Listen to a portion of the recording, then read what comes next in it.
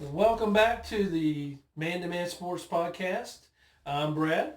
And I'm Ethan. For episode 9, we are going over the week 5 games. We got a couple good ones, but to start out, we got to go over our trivia question from our previous episode. That's right, I got you a little stumped last time. The question was, who were the last 3 teams to win Super Bowls? You got the first one, 2017, Nick Foles, Philadelphia Eagles, but the other ones were before you were born. A little bit more difficult. And I hope you guys were able to get it at home. But we have those answers for you now. So the next one was in 1999.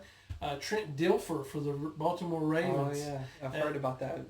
Mostly defensive, I've heard. It very much was, and it really wasn't an injury. They just benched their starter, Tony Banks. Okay. Trent Dilfer came in. It was where the term game manager came from, really. Okay. And Ravens won with that awesome defense.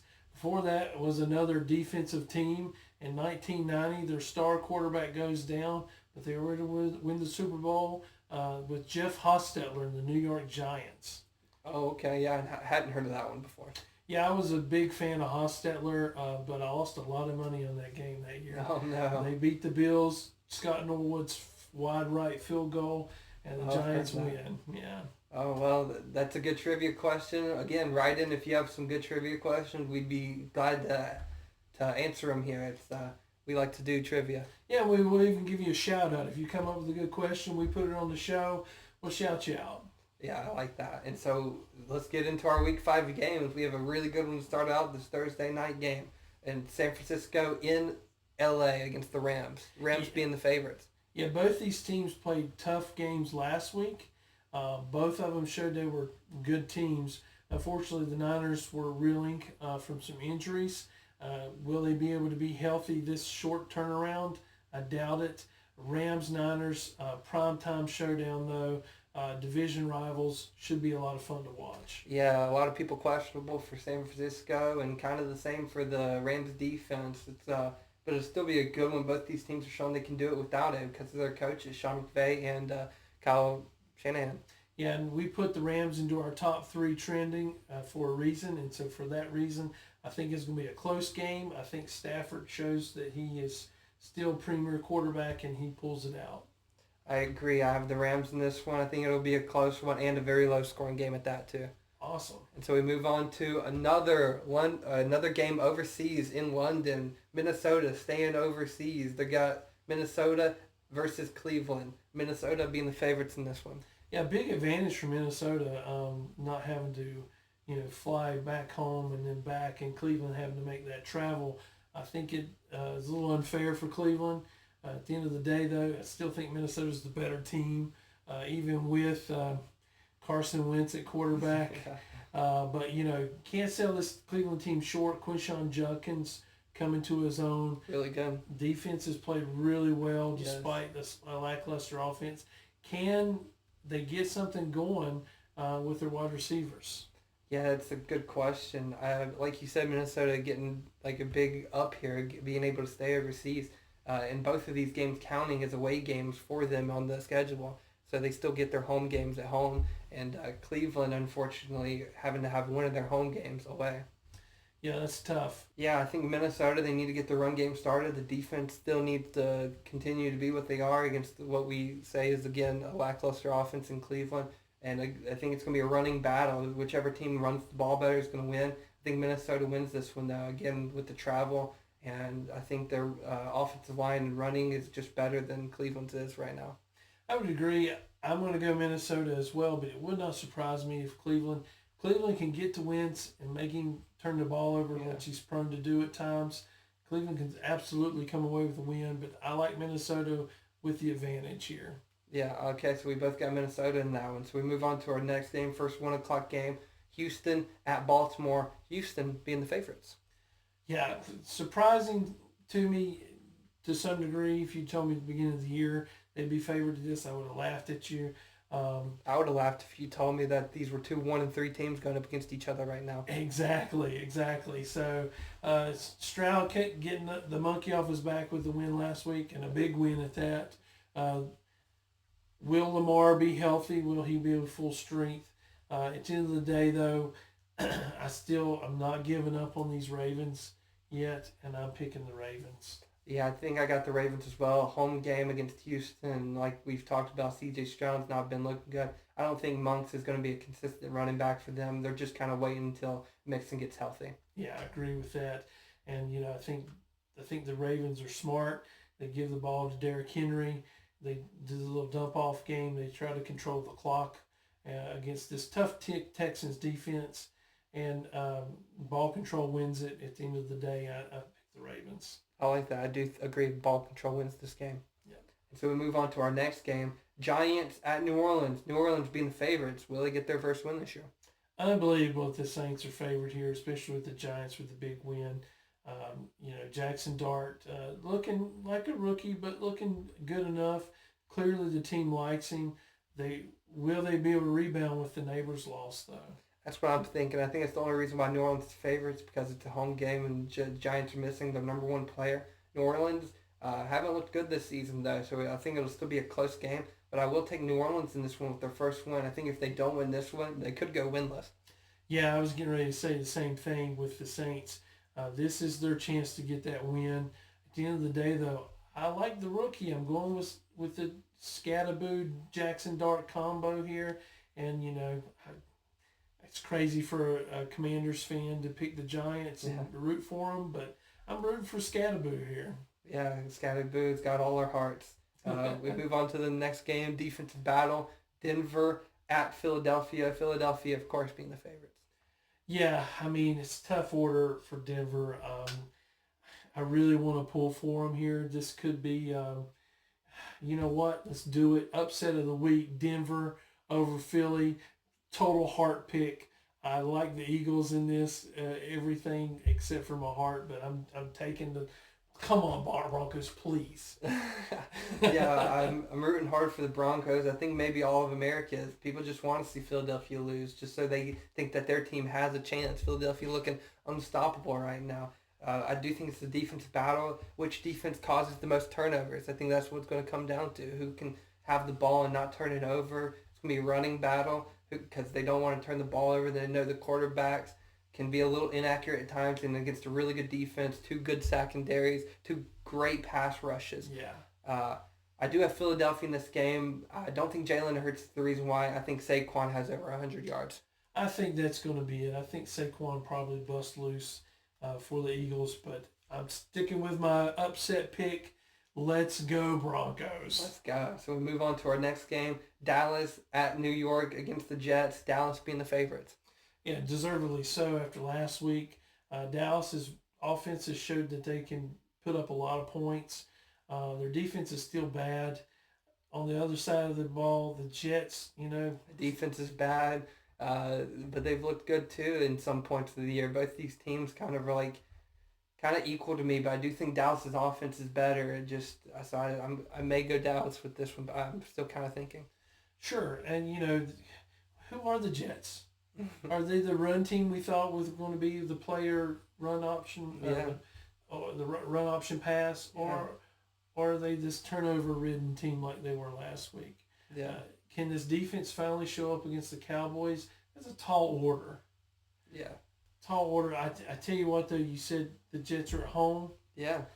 Could this be a letdown game for the Cowboys? Man, I don't think so at this point. I'm taking the Cowboys. Yeah, I agree. I think I am going to go Dallas with this one. I just don't see the offense slowing down. I think they put up another 30-point game. The Jets are going to have to try to keep up. Come on, Jets. Yeah, so we move on to the next game. Las Vegas at Indianapolis. Indianapolis being the major favorites on this one. Yeah, this could be the biter bet, as I like to call them. Like everyone bites on this and takes the Colts, and then for some miraculous reason the Raiders win. No miraculous reason. If they win, it's Chinty. Oh, exactly. But I think the Colts defense is good enough here. I think that they can, especially if they can score early, run the ball with Genty because the Raiders have shown. Run the ball with Taylor because the Raiders have shown that they cannot stop the run. Yeah. So I like the Colts in this. I like Jonathan Taylor to have over. I like both backs to have over 100 yards, but I'm taking the Colts here. I like that. I think this is going to be a great running back battle. Maybe a couple turnovers by the quarterback, but I do think the Colts take this one. I think Colts win majorly in a big win. Isn't it crazy to say that Danny Dimes would be the quarterback less apt to turn the ball over? Yeah, yeah. A couple years ago or even last year, people would look at you crazy. Yeah, but that's where we're at right now. Yeah. And so for that reason, I'm taking the Colts. Yeah, we both got the Colts in that one. So we move on to the next game. Miami at Carolina. Carolina with another home game, but Miami being the favorites.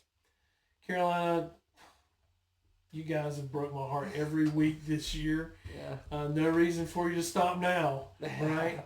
I think the Dolphins maybe have something to build on even without Tyreek Hill. I'm hoping you're right with Malik Washington. Yeah. Hoping he shines in this game. I think it's a sloppy game. I agree. I think it's two number one quarterbacks who don't look like number one quarterbacks. And I think the Dolphins win a sloppy football game. It's going to be a sloppy one. Who comes out higher, Miami's offense without Tyreek or Carolina's defense, which likes to show out at home. Last time they were at home, a little shutout against the Atlanta team that showed out against Washington last week. Yeah, that was a good offense. I mean, that the Panthers were able to shut down. Exactly. Better offense than what the Dolphins have. Exactly. So it was very surprising to me last week with their performance. But I'm sticking with my pick. I'm taking the Dolphins. I mean, I'll go Carolina, I think. I don't know. It's 50-50 game. That's why it's a 1-point spread. But I think Carolina at home, just going to take the home team. Just going to take the home team. It's a fair point there. Fair point.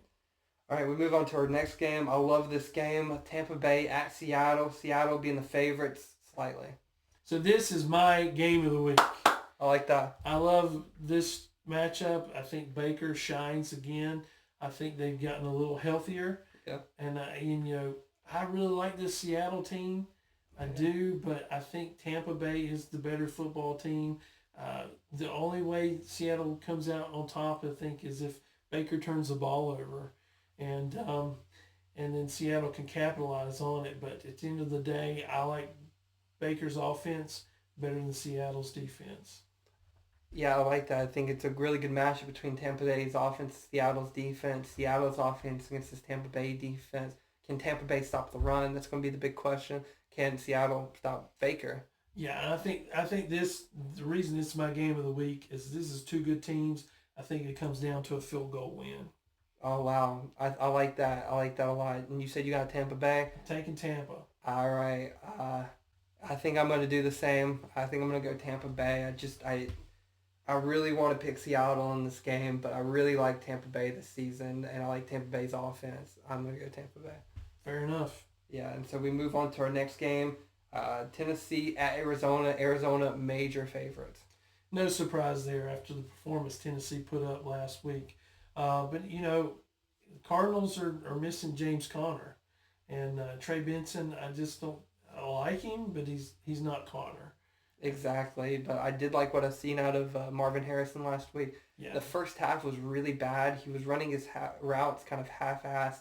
He was dropping balls that led to interceptions. He was quitting on routes, which led to interceptions. Second half, he comes out with a new attitude. He's running his routes well. He catches a touchdown. He kneels down. He knew that was a changing point in his career. And I really hope that he shows it out against Tennessee this week. I really like him this week. I think he has another good week. I like that confidence boost of a touchdown last week. And the coaching staff continue to throw him the ball even after a rough first half. Yeah, and kudos to them for that. Kudos to Kyler as well for not giving up on him. And this very well could be, where we see Marvin Harrison emerge, arise like the phoenix from the ashes, perhaps. Yeah, a Cardinal. Yeah. So, I think the Titans are hapless at this point.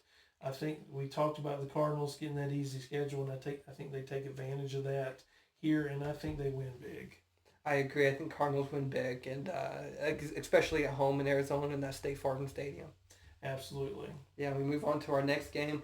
I think I'm going to make this my game of the week. All right. Mostly because of hard, but I think it's going to be a high-scoring, fun-watch game. Washington at LA Chargers. Chargers being slight favorites. Yeah, and deservedly so. Hopefully Jaden is back.